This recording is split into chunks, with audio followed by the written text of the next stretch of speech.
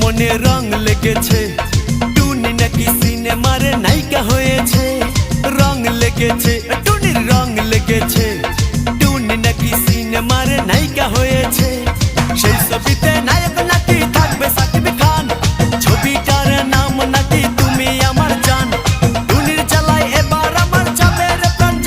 প্রাণ রং লেগেছে মনে রং লেগেছে